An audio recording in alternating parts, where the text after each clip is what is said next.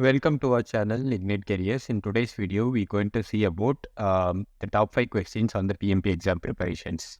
You are trying to gather ideas related to project and product requirement.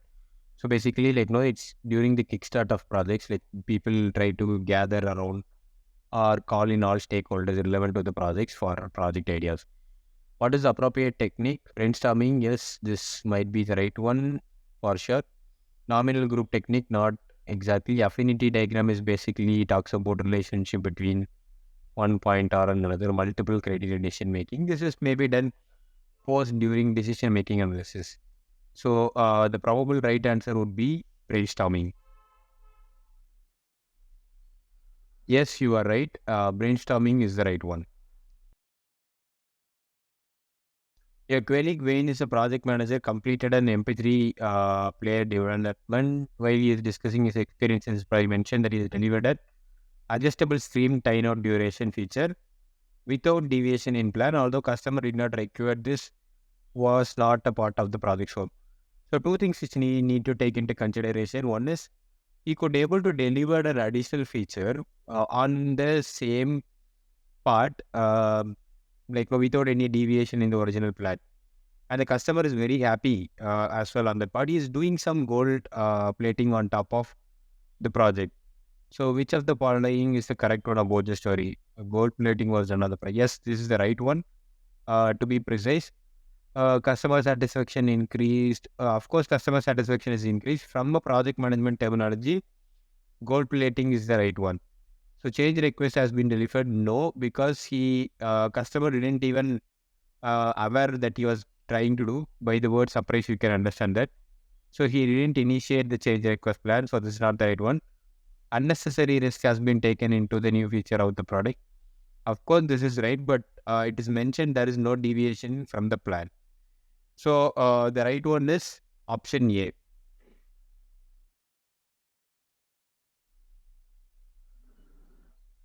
If you predicted option A, it is the right one. You have documented all possible risks that can affect your project.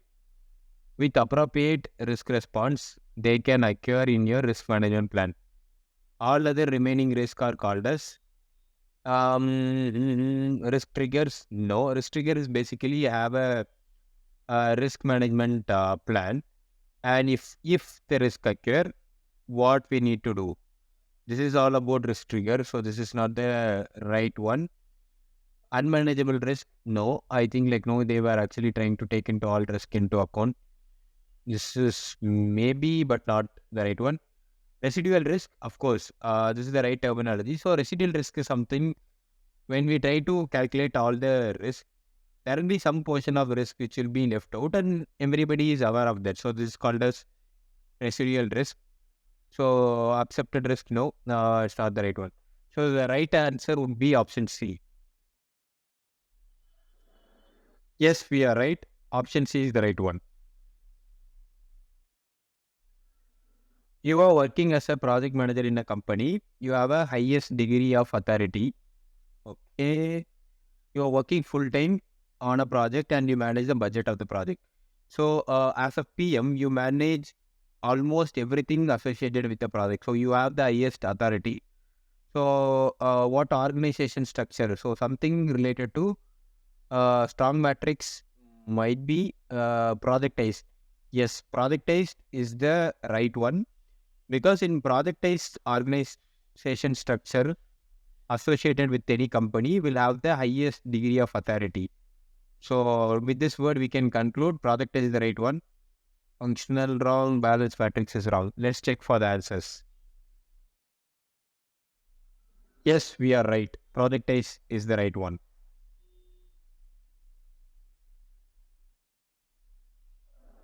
You are the project manager for a software project team considering 2 analysts, 4 software developer, 3 test engineer. A new test engineer will join the team in 2 weeks time. Okay. So just like 2, 4, 3 plus 1 new addition. What will be the number of communication channel at the test engineers should join? So to calculate the number of communication channel, so basically it's like, if I remember the formula right, it's n into n minus 1 divided by 2. Somewhere something will be there. Okay, let's try to give it a try. So n is like total number of people working in the project. So when we try to calculate it, we should include one more count into picture, because it is mentioned that I am a project manager, part of this project. So we need to include that count as well. So if we try to sum it up, total 4 plus 3, 7, 7 plus 4, 7, 10, it's going to be 11, 12. Sorry, 5, 11.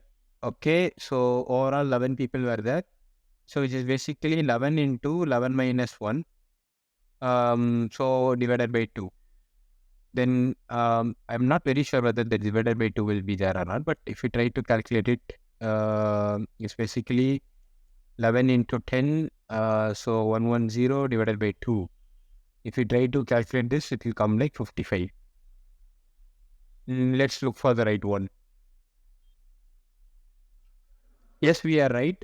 So basically, the formula to calculate the communication is n into n minus 1 divided by 2, where n is basically the number of people working on the project.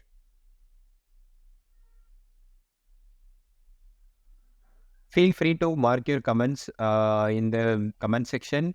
If you have anything to share it with us, you can feel free to note that as well.